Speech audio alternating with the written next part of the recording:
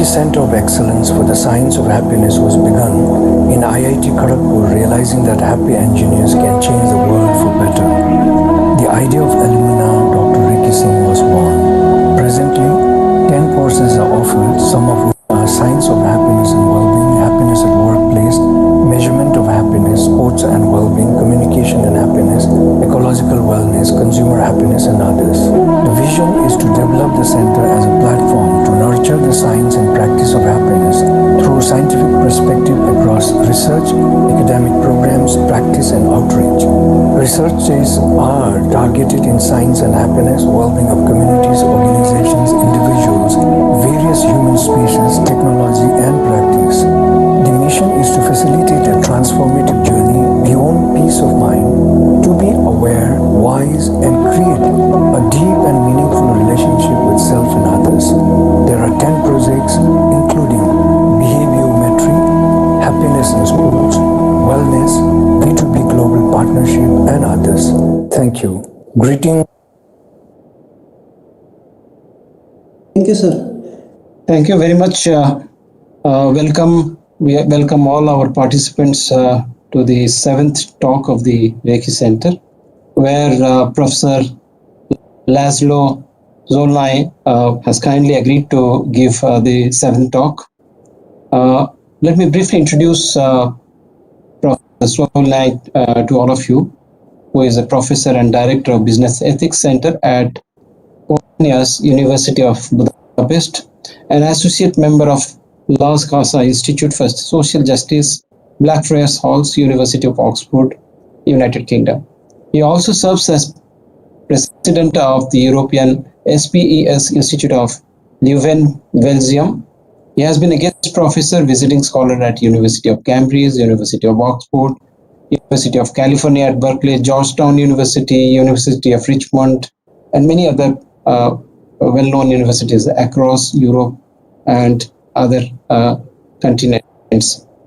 And his books include Ethics, Meaning and Market Society, Caring Management in the New Economy, Rootless International Handbook of Spirituality and Society and Professions, and Responsible Research for Better Business.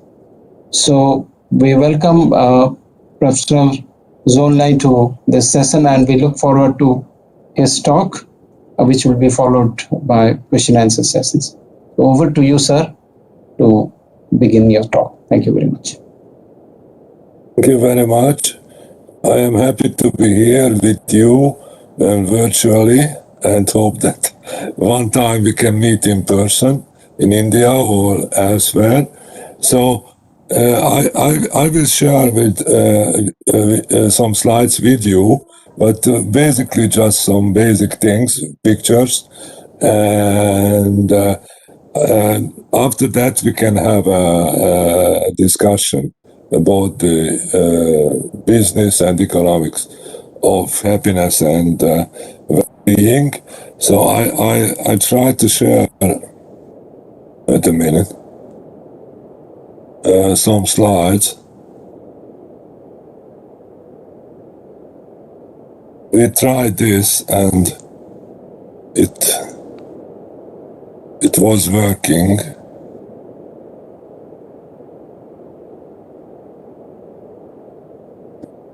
It takes, it is coming, I suppose. Shamdu, it is okay? You can see the slides? Yes. Yes, we can. Yes? Okay, thank you. So, I will start with a short story from Oxford, which is a very, very insightful about the happiness and well-being in a larger organizational context. Some years ago, I asked the director of our institute in Oxford about what is the success? What do you understand success for our institute?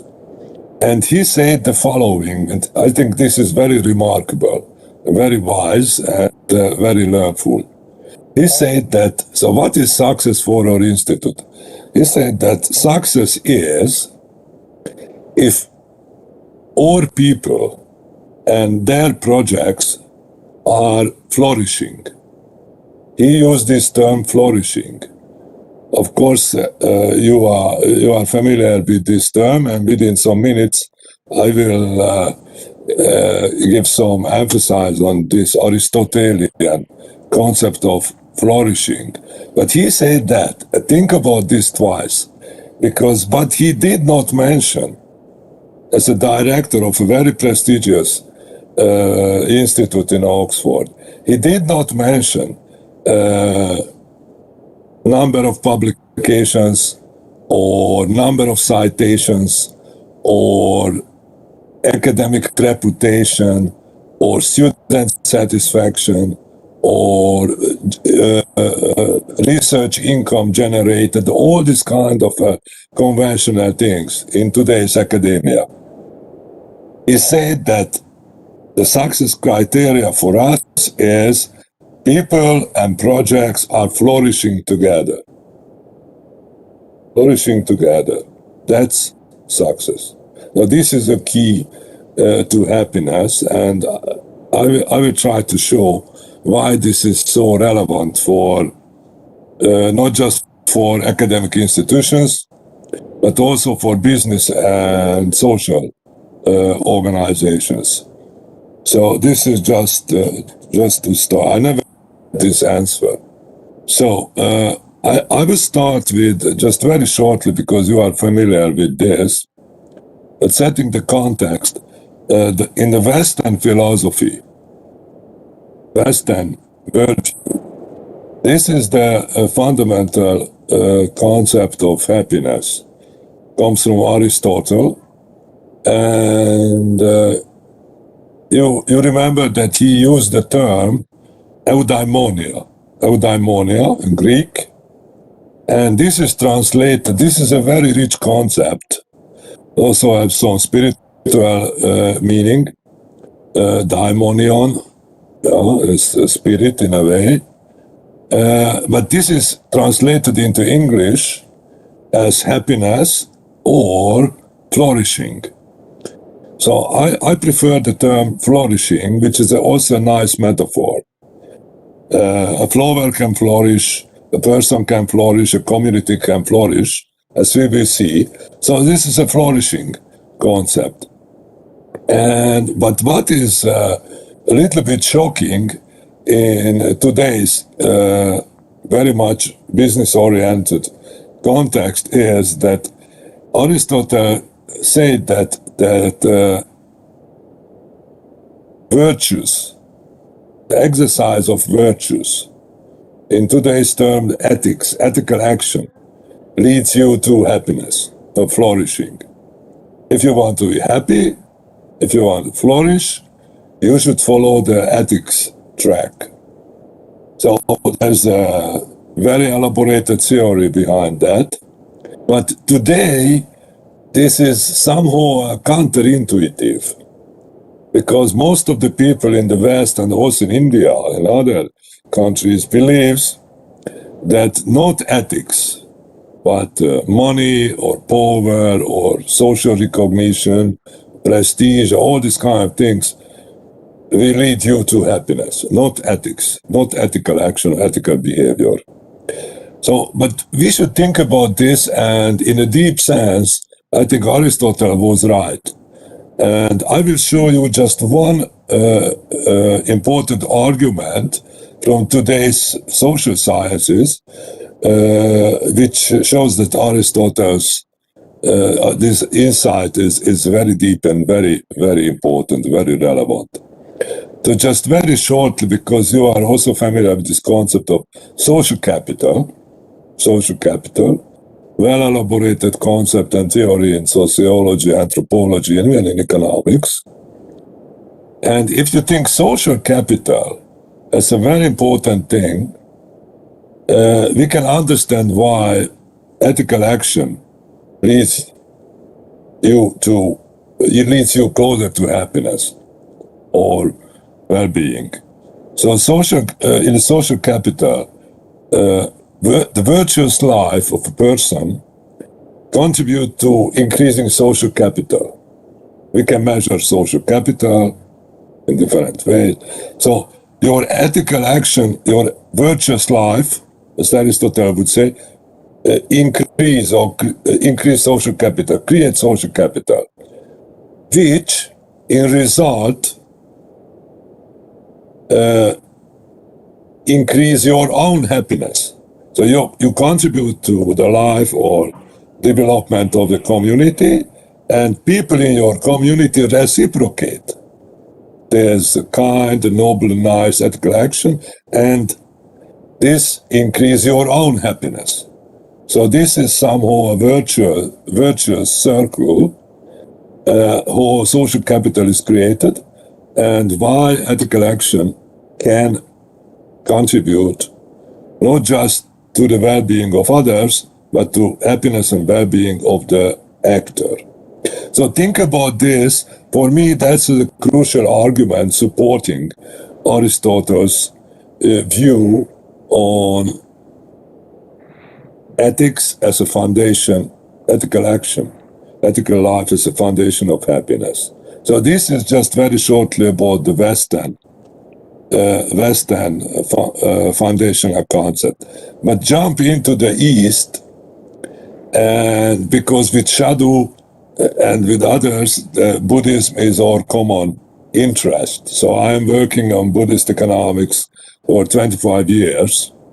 So I'm very close to this approach represented by the Buddha, who said very different things about happiness. And just to remind you, he said that the way, so we should end suffering, that's the way to happiness, end suffering, that's okay. But what was the really fundamental discovery by him is the way to end suffering is the reduction or minimization or even cessation of desires. Okay, that's the main discovery of the Buddha. That's fantastic, I think. Very much against the Western view, because especially today we are just cultivating, multiplying desires, and believe that this will lead us to happiness, but it's not. So just the opposite, the Buddha says that we should stop suffering, and the way to stop suffering is minimizing or reducing or eliminating all the desires. It's a very, very rich concept and theory with many implications, but just I would like to share a short anecdote with you about the Buddha. This is an anecdote that very nicely captures the Buddhist approach to happiness. So the anecdote says that the man once told Buddha, I want happiness. So I want to be happy. Today everybody says, I want to be happy. According to the anecdote, the Buddha replied, first, you should remove I, because I, it's ego. Then you should remove want, because that is desire. And all you are left with is happiness. So go beyond the I, the ego, go beyond desire or want, and what remains is happiness. I think this anecdote nicely captures the essence of the Buddhist approach to happiness, and very much truth in it. So just modern psychology.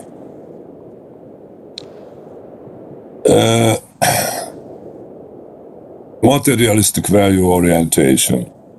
This is really a well-established, empirically well-researched and documented finding in contemporary psychology that the materialistic value orientation actually destroy your well-being, happiness and well-being.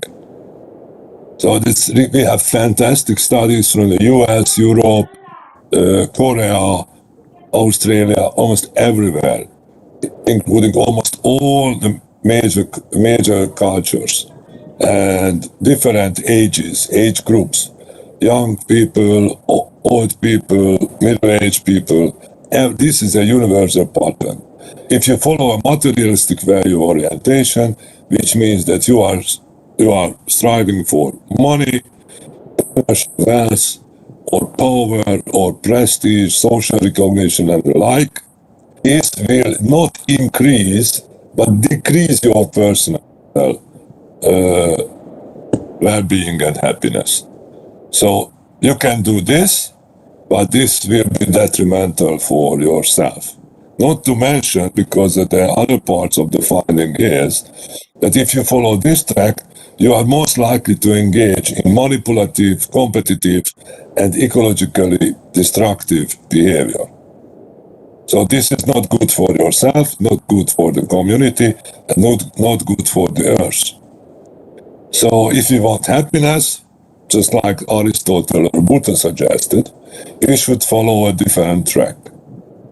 An ethical track or a spiritual, more spiritual track, but forget this materialistic value orientation. I selected this illustration, this famous American pop art painting, a supermarket lady. So this is just the opposite. How to achieve happiness and well-being. So this is evident. We can discuss this, but this is a scientific fact. This is something evidence-based thing. Yeah. So go further, and I would like to spend some very few minutes on this economics of happiness problematic, because we have a huge research movement, especially in the US, but also in Europe, about the economics of approach of happiness, and trying to answer to the basic question everybody asks: does money make people happy or not?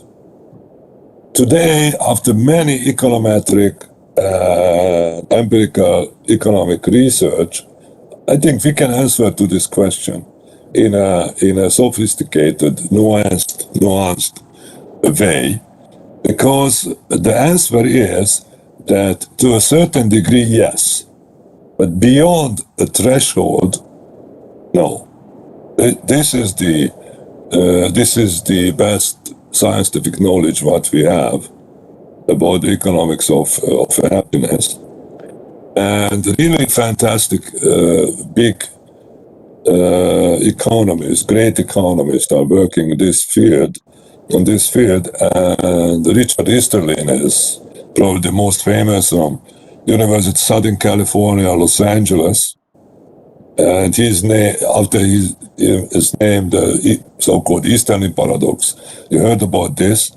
So what is his and his colleagues' finding for the US is that the threshold for in US context is something like this: 15 to 20,000 GDP per capita in 1990 US real dollars. That's a technical thing, but this is somehow a threshold in American context.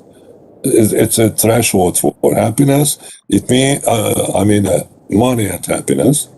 Beyond that, there is no correlation between increasing income and happiness. That's for the US. The important thing is just there is a threshold for everybody, for every community, for every country.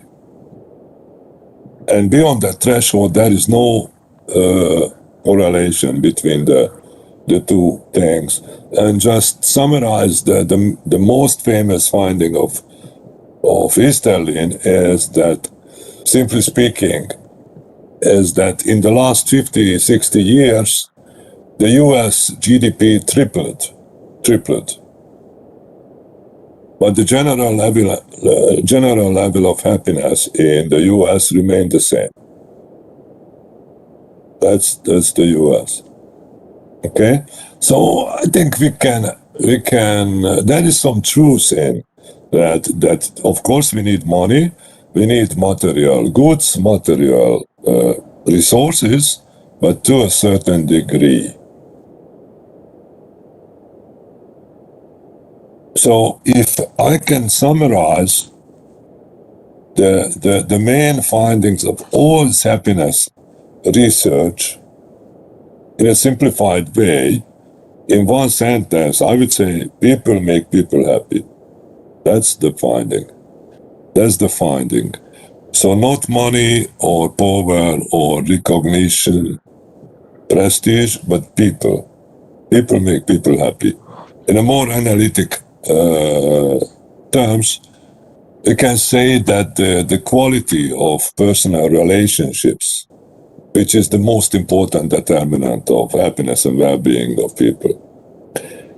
If you have really a rich and quality personal relationship at home, at the workplace, in your neighborhood, in your life, that's a guarantee, almost a guarantee of your happiness and well-being.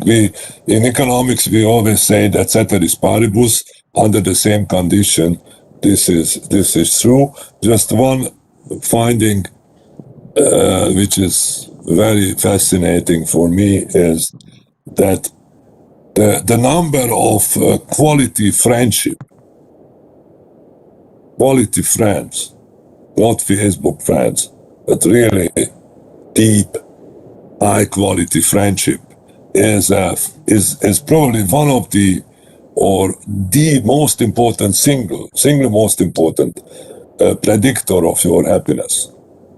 If you have some really good, deep, supporting friends, most likely that your happiness is high level. But also not just friendship. Actually, one noticed that Aristotle developed a fantastic theory about friendship. Why friendship is so important, so vital for our life. And this modern research also shows that he was right. Friendship is crucial. But also, meaning or purpose in life is important for subjective well-being. And we will get closer to business in a minute. So you should have something bigger, larger, greater than your own narrowly defined ego. And you should work for something bigger, which provides meaning, purpose for your life. Without this kind of meaning or purpose, it's very difficult to achieve a high level of happiness and well-being. So just very shortly summarizing of a variety of happiness research in economics, sociology, psychology, anthropology. So I suggest always to my students, I suggest to think about this. People make people happy. People make you happy. Many implications for organizations. I am a business school professor, so I'm interested in business. So a bit closer to business, wealth versus well-being. Wealth, financial wealth, is a one-dimensional concept, is a scalar, mathematically speaking, is a scalar. Well-being is a multidimensional concept, a non-financial concept. It's like something like a vector or a matrix, a vector, following this comparison. Scalar versus a vector. So if you want to maximize financial wealth, you will destroy well-being. If you want to, we will see, if you want to maximize well-being, you will not maximize financial wealth. So there is some trade-off between the two. More importantly, these are two very different strategies or policy direction at the level of individual, organization, community, or country. So just this contrast is very important, I think, and because These days, sorry to say, but mainstream businesses all over the world, US, Europe, India, and elsewhere, mainstream businesses create financial wealth for a very narrow set of stakeholders, for the owners or shareholders in the case of a corporation, but doing this at the expense of nature, society, and future generations. Maybe this was not the case 100 years ago or even 50 years ago, but today this is the case, and this is the most important problem of our time. So we teach courses about this, semester-long courses, but you remember the saying that what is good for the General Motors is good for America. Maybe that was true 100 years ago, but not anymore. Not anymore. Because it's a quite different world, and the business is different, but the world is different. We have climate catastrophe, all these kind of things. So there is a big trade-off between these two. Okay? What we can do about this, a lot of things, just progressive economists, including Bruno Frey from Switzerland, University of Zurich, is really a big, a great expert and a very famous economist, top 20 or something in the world.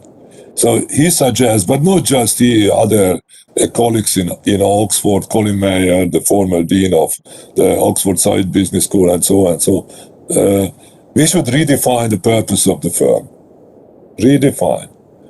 So instead of profit making, we teach this blah, blah, blah everywhere. Profit making, profit maximization, la, la, la, la. Instead of that, we should redefine the purpose of the firm, saying that maximizing well-being is the main underlying purpose of the firm. That's a different philosophy and imply different strategies for the companies. Maximizing well-being. I don't like the term maximizing, but something of well-being focused or well-being centered functioning. This is what we need these days. So it's a big topic, we can discuss this, but getting closer to the end, because I should finish soon, this short talk. What we need is well-being organizations, well-being oriented or well-being centered organizations, business organizations, and also social enterprises, social organizations. What is new in that is that these organizations, these companies and social enterprises conjointly create well-being. Well-being for people, but also well-being for nature. That's the key. Forget just human well-being. As this professor in Oxford said, flourishing together, collective flourishing. Flourishing together means that also nature and non-human beings should flourish with us on Earth. So today's well-being organization jointly create human and non-human well-being and try to contribute to the flourishing of life, all life, human and non-human, present and future life. In a minute, we have a huge research project on this with Professor Paul Srivastava in the US, Penn State University, and also colleagues in Montreal, in Canada, and in Europe. And we are collecting fascinating, creative, progressive examples, working models from all over the world, including India. how to do this, how it is possible, which kind of a business and other kind of working models can be developed, implemented to do this. Joint socio-ecological, human ecological well-being creation. Plus, ecological regeneration in these days should be the foundation of this joint well-being creation. So ecology and ecological regeneration is not just a minor adds-on element. That should be a foundation. We need business models, working models, which takes ecological regeneration as a foundation for human well-being creation. So we have many fascinating examples of this, but I would like just to refer to one initiative. As this initiative, it's a movement. It's called the Wellbeing Economy Alliance, and according to my best knowledge, this is the most developed movement, the most progressive movement, and a branch of initiatives, countries like Bhutan or New Zealand, Iceland, or Denmark, even California are members of this. Progressive companies from all over the world, cities, really progressive, forward-looking cities like the city of Amsterdam or Freiburg in Germany did fascinating transformation. How to develop a city into a post-growth. Just forget GDP, economic growth, and these kind of things. Centered around human and ecological well-being, and to create a new life, economic, social, cultural life. A big city like Amsterdam, or Freiburg, or others. So the Wellbeing Economy Alliance, I really just suggest, and I stop in a minute, but if I can open this, if it works, just take a look, and yeah, so I think you can, I hope that you can see that. So this is the movement, members, everything, and this is a fascinating collection. I think this is the best what we can have these days, and we can learn a lot from these initiatives, these examples, these experiments.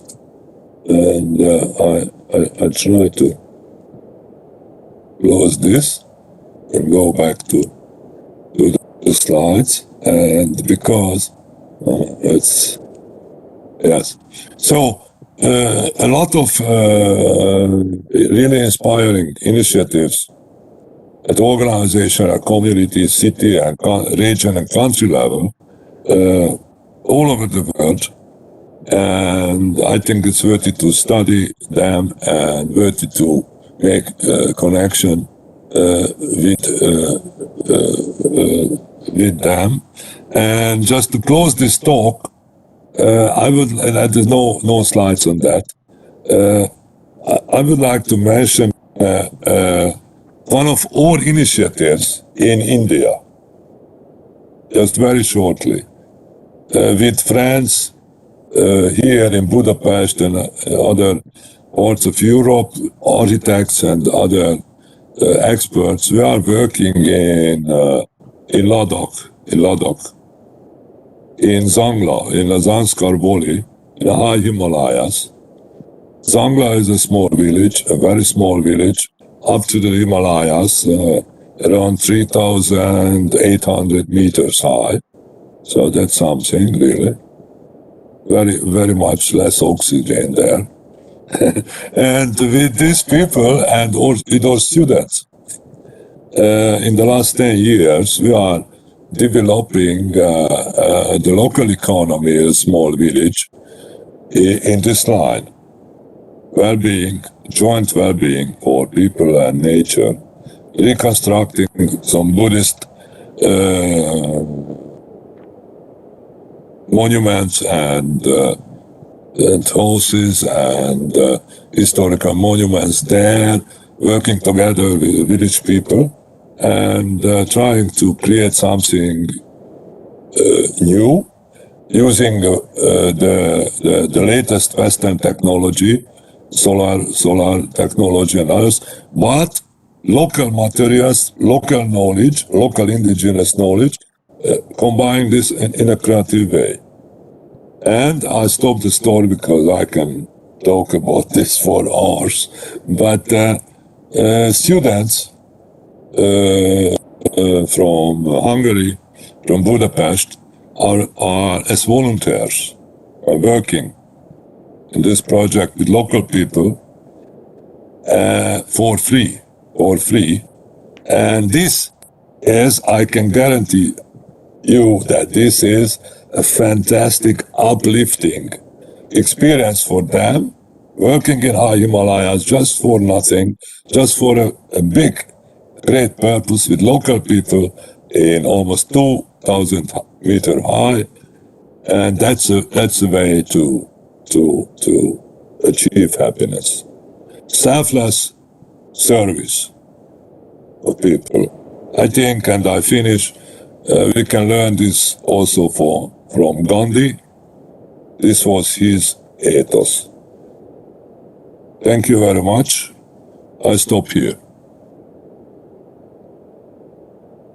Thank you very much. I stop sharing and thank you very much, Professor Zsolnai, for a wonderful talk which integrates so many different dimensions of happiness and clearly articulates that materialism in the context of business is not the end, and it has, in spite of its early signs of promises, not very, very meaningful or relevant in the context of happiness. Thank you very much for the wonderful talk. We will open it up for questions and discussions. At the outset, I will request two of my elder brothers and seniors over here, Professor Mandal and Professor Chetri, to give their quick comments and observations or queries, if any, in the context of your talk. Thank you. Yeah.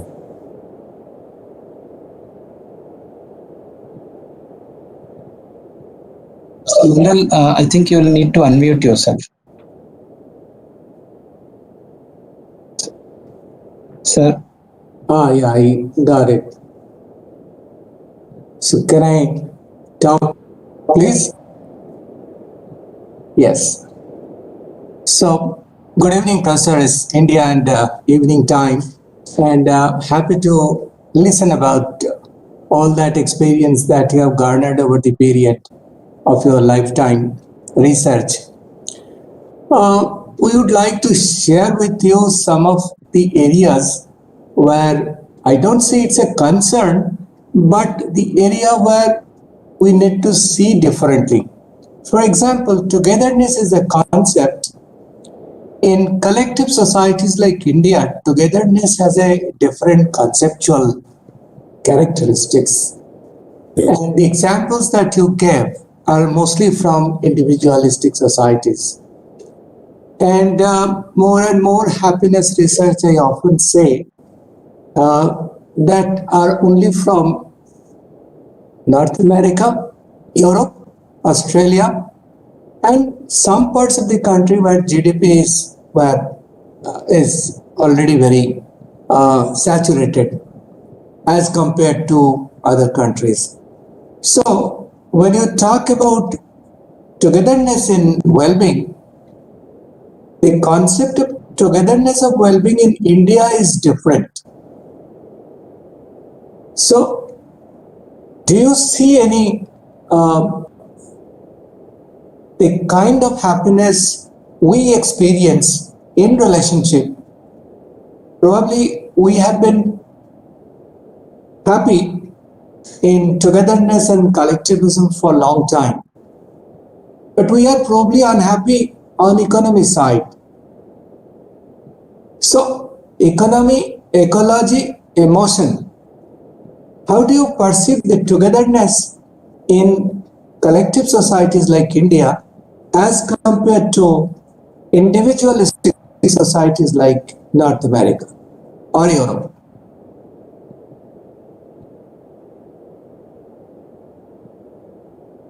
Yes, that's a really good observation and question.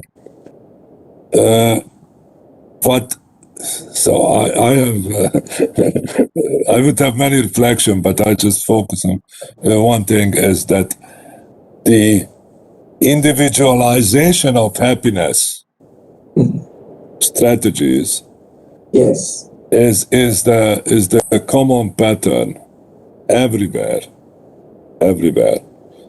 also in the West, and it might be different. So, but when we call collective or togetherness, it might be different from the meaning in India and other Asian countries, because by collectivity or togetherness we mean, and I suggest to mean, much smaller scale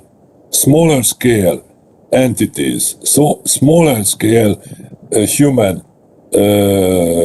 organization or communities, in the sense of really small is beautiful, which is a very famous slogan, not just in the West but also in Buddhism.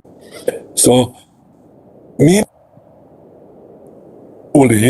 I think we can speak about collectivity in this happiness, well-being context at the level of small-scale system. So small-scale system, and if we can do meaningful action to improve the well-being or happiness of a group or a college or a university or a faculty or a school or something, this makes sense. To speak about the collective happiness of one country or one region or whatever, I would be a little bit more skeptical about that.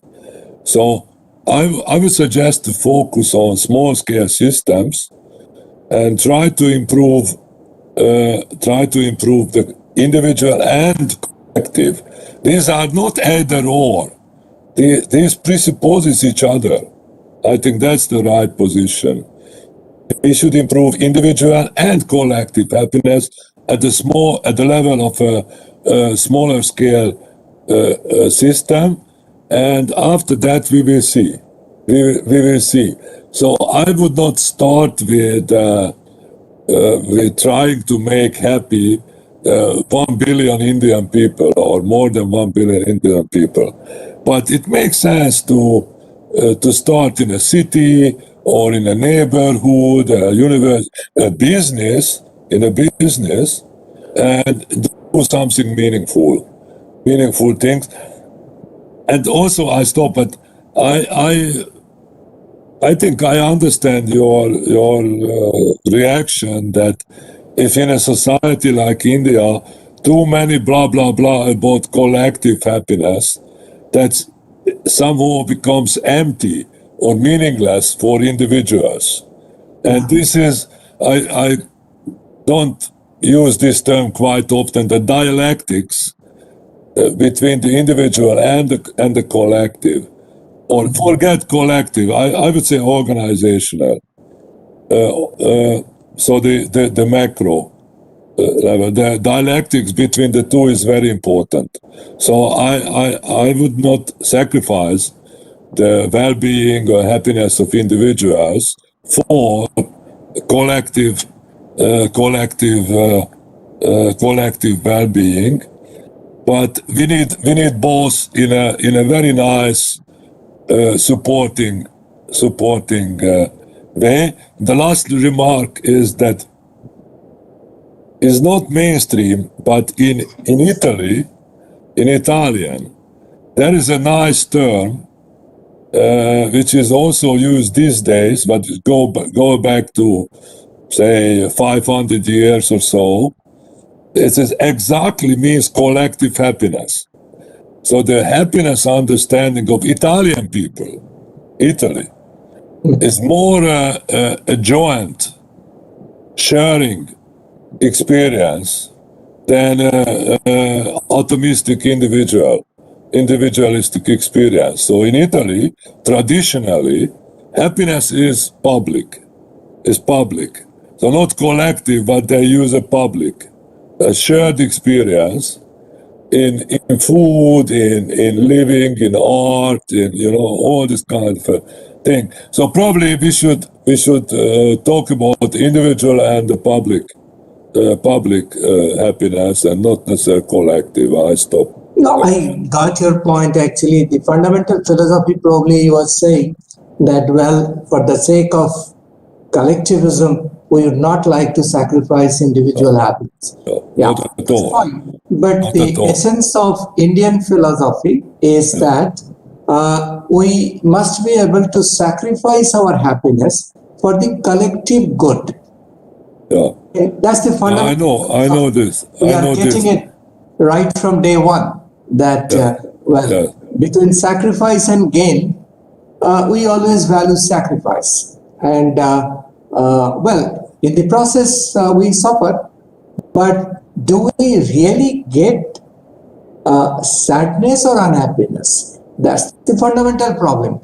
And therefore, the togetherness of the concept of emotion, ecology, and economy, that becomes more important for us because we believe that we have enough well-being minus happiness, which is economy. Yes, and just a very short reflection that togetherness, for me, togetherness, flourishing together, is a very nice concept because together is not just humans. So we should flourish together with animals, for example, which is a key point in Buddhism. So other than human Yes. beings, other than humans, non-human, others, we should flourish together. And there was no time to emphasize this aspect. How we can flourish together with non-humans like animals and other sentient beings.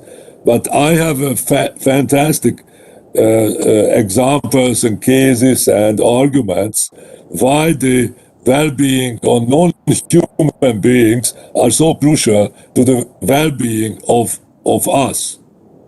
So together with animals, together with rivers, together with ecosystems, with the Himalayas, together with non-humans, that's the key. And that's also goes back to Gandhi, not just Buddhists, but also Gandhi represented this uplifting, increasing the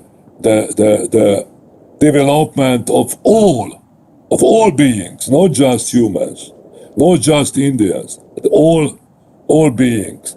And if I can make a very interesting little reference to a research which is very fascinating, economics research about these little birds, little animals. And the research shows in the US, very, very sophisticated econometrics research, that if in your neighborhood, when you live or work, there are these little birds, so bird song is there, little birds, fantastic creatures with songs. These bird songs contribute to your well-being in an enormous big way, equivalent, that's economics methodology, equivalent to 10,000 US dollar per year income. Yes. Agree. 10,000. These little birds creating 10,000.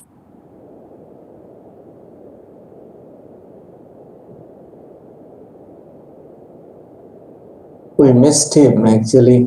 There's a linkage problem, I guess. I think he's lost. Just for free. So think about this, which is the contributor or creator of well-being. These little birds contribute to our well-being for free. These are the most ethical beings on earth.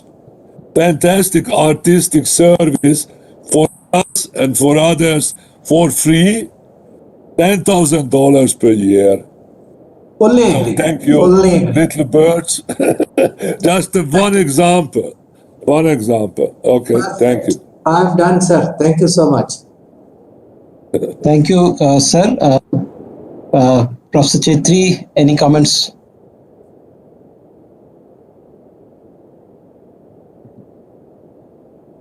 Sir, you are muted.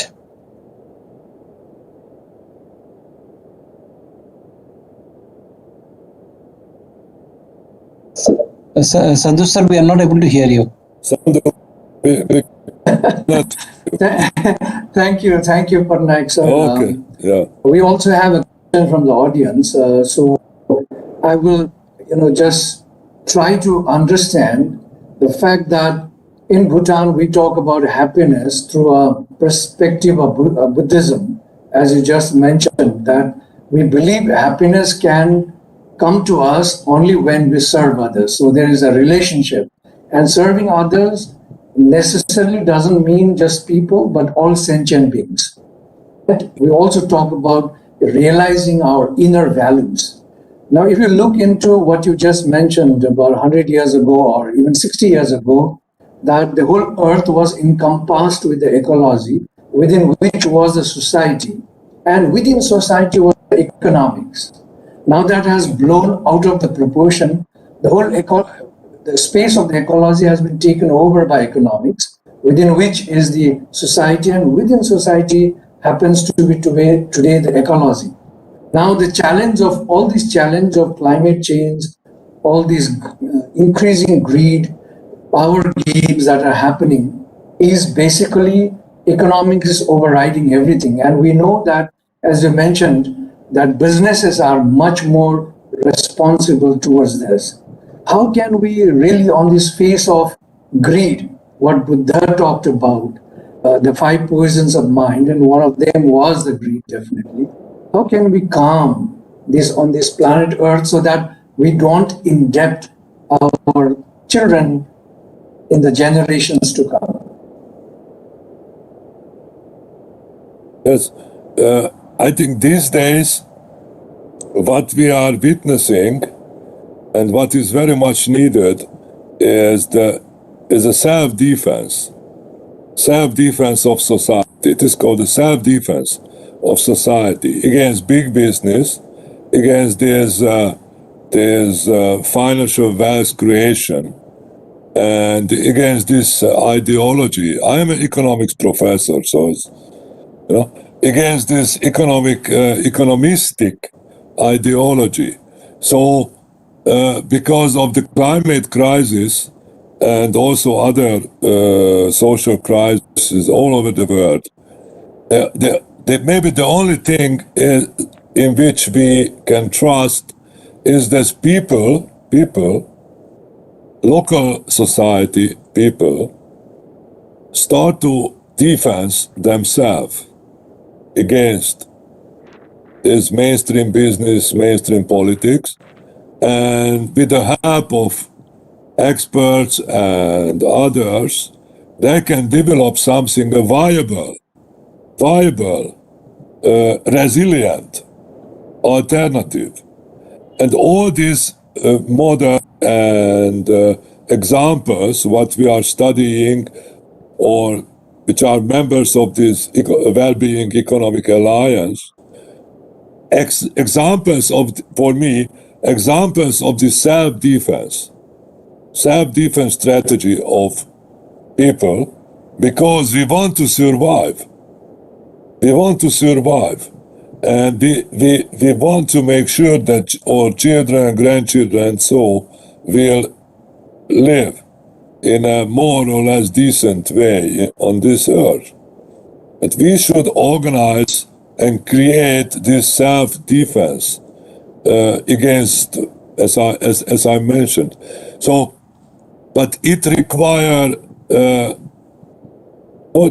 for me, the situation is a little bit similar to the times of Gandhi, but at the global, a bigger scale. So Gandhi, who is my favorite hero, really, Gandhi started to organize the self-defense of Indian people, again, in that time against the British Empire. And he created some very original self-defense mechanism. Today, we should do something similar at a bigger scale, but start with our own local communities.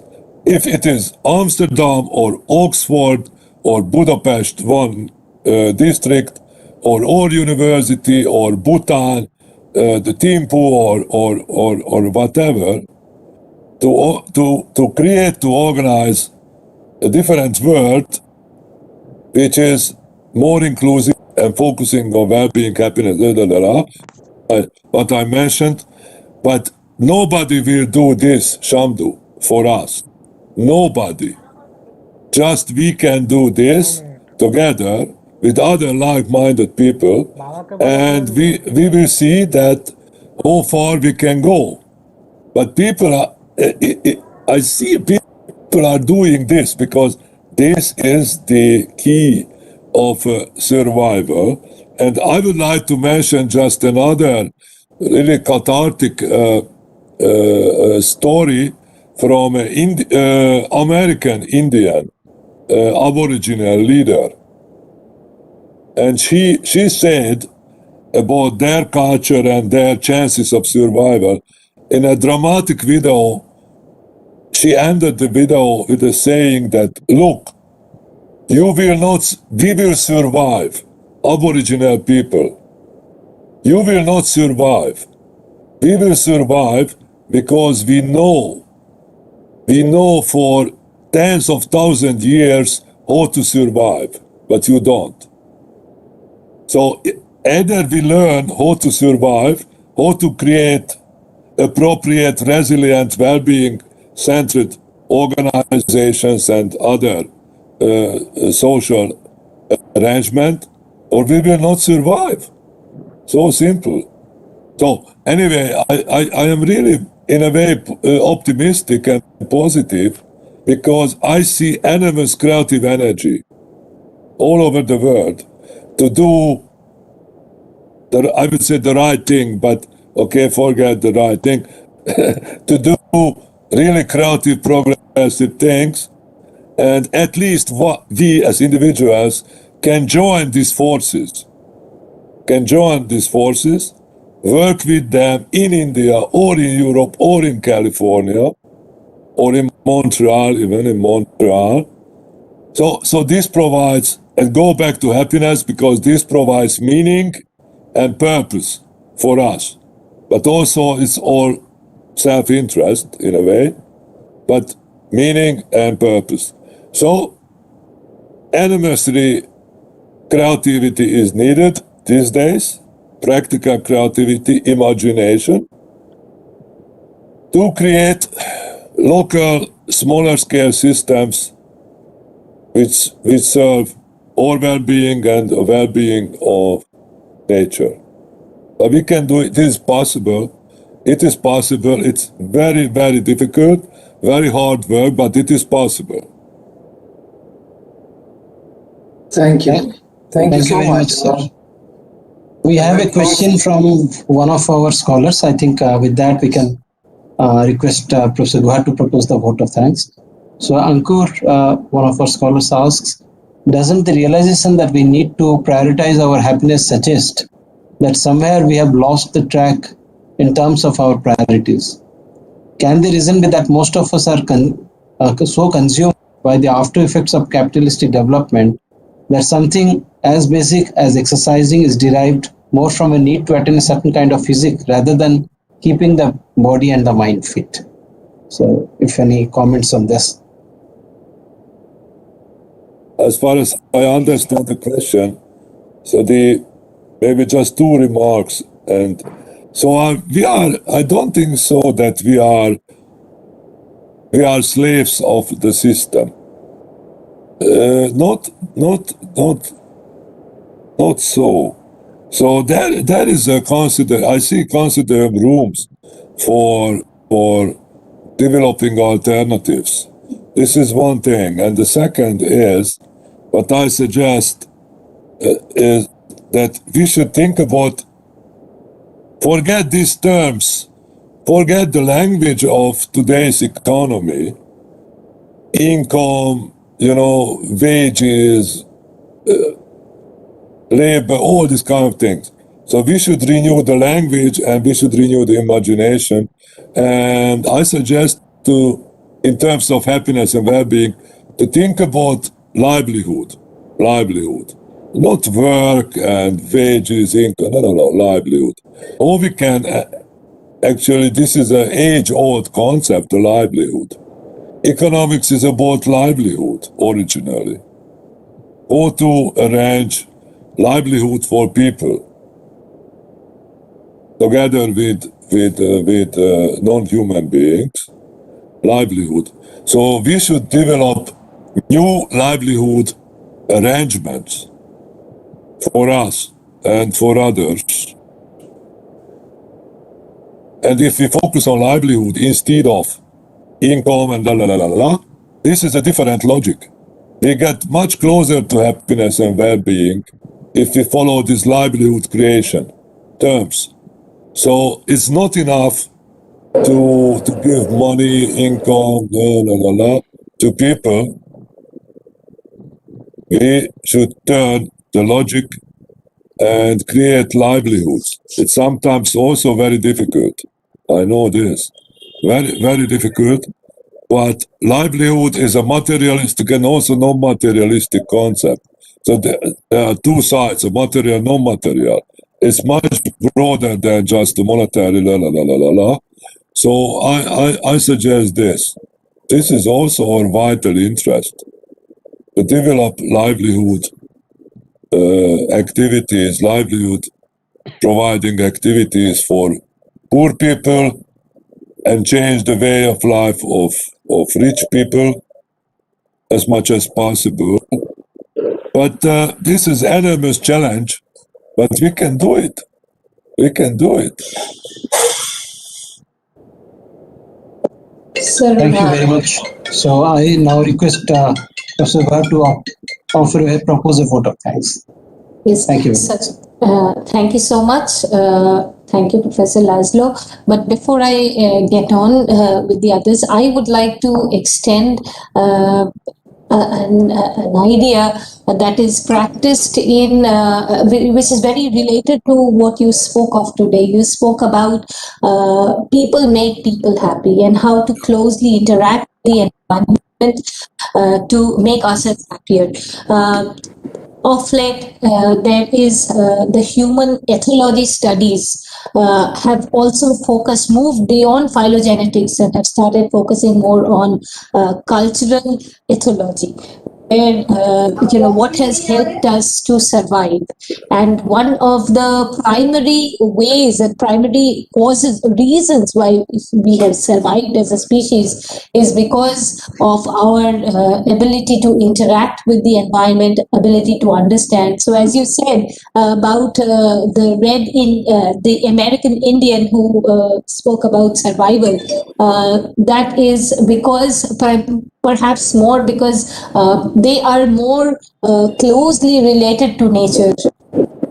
seeing people in the mountains. You spoke about Leh and Ladakh areas. You've spoken about people in the mountains. They can understand nature much better than we do. So probably that has helped them as humans to survive. So it's very, very important for us.